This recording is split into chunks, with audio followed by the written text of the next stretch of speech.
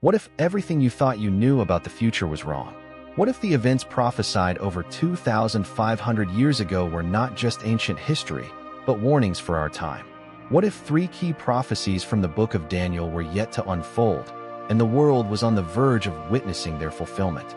Could we already be standing at the edge of the final chapter in history, unaware of how close we truly are? Long ago, a king had a dream so disturbing that it shook him to his core. The dream was of a statue, towering and magnificent, yet ominous in its design. The statue's head was of gold, its chest and arms of silver, its belly and thighs of bronze, its legs of iron, and its feet a fragile mix of iron and clay. Nebuchadnezzar, the most powerful king of his time, awoke in terror. He did not know what the dream meant, but he sensed that it held the key to something far greater than himself, something terrifying, something inevitable. Daniel, a prophet of God, was given the interpretation. The statue represented the rise and fall of empires. Gold for Babylon, silver for Persia, bronze for Greece, iron for Rome. Each kingdom would rise, then fall, replaced by another. But the final kingdom, the feet of iron mixed with clay, was different. It would be fragile, divided, unable to stand for long. And in the end, it would be destroyed by a great stone, a kingdom not made by human hands, which would crush the statue and fill the entire earth. Could it be that we are living in the era of the feet? Could we already be standing on the fragile foundation of the last earthly kingdom, moments before its collapse? Empires have risen and fallen just as Daniel predicted, but one empire remains, the final world empire, an empire unlike any before it. It is an empire of iron and clay, of power and weakness, of dictatorship and democracy, a world divided yet intertwined. Today, nations unite under global alliances, treaties, and economic systems. The world is connected in ways never seen before, yet it is unstable, teetering on the edge of collapse. Could we already be under the shadow of this final world empire without realizing it? The world watches the rise and fall of governments, economic crises, and global conflicts, yet few recognize the pattern. Few see that history is not random, but is unfolding exactly as foretold. The dream of Nebuchadnezzar was not merely a vision of his time, but of ours. The feet of the statue are weak, the foundation is crumbling, and soon, the great stone will fall. And when it does, everything will change forever. But that is only the first prophecy. There is another. Daniel saw a vision of 4 beasts rising from the sea, each representing a great kingdom. The lion with eagle's wings, Babylon. The bear raised on one side, Medo-Persia. The leopard with 4 heads, Greece. And the final beast, terrifying, dreadful, with iron teeth, unlike anything before it. It was Rome, but more than Rome. It was something yet to come. Daniel watched as 10 horns arose from this beast, 10 kings, 10 rulers, 10 nations. But then, something strange happened. A little horn emerged, uprooting 3 of the original horns. It had eyes like a man and a mouth speaking great things, boasting against God himself. Who is this little horn? And could he already be among us?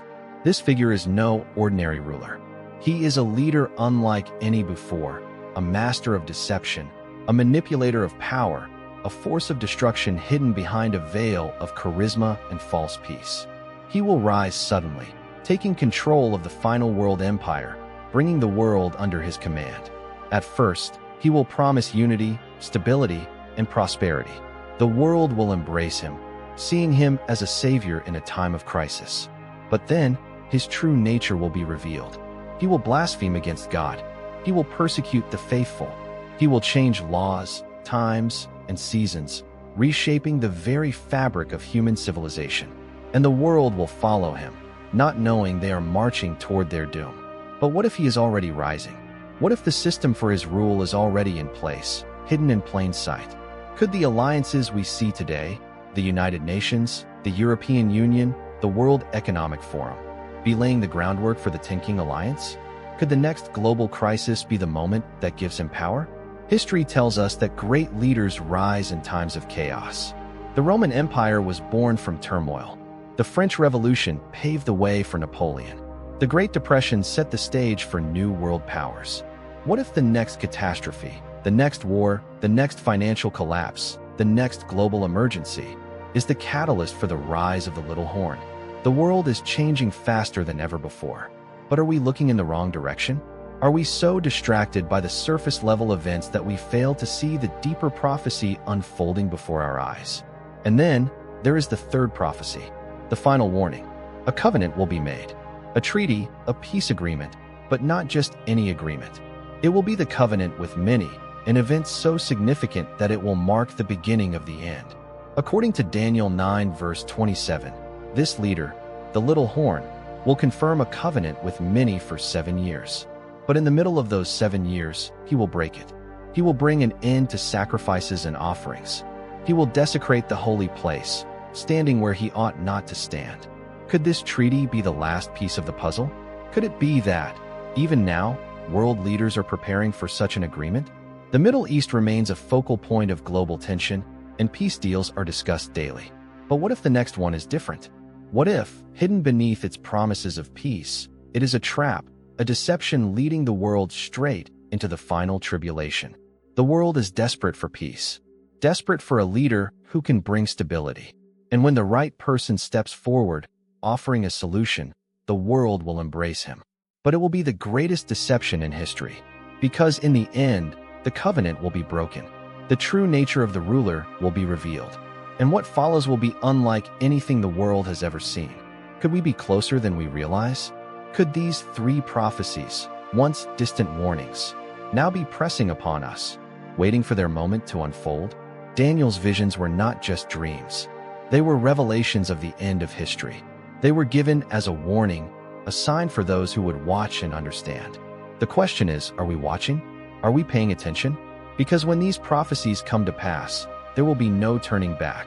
The world is moving toward its final hour. The rise of the final empire, the arrival of the little horn, the covenant with many. These events are not just possibilities. They are certainties. The only question left is, how soon will they happen? And when they do, will you be ready?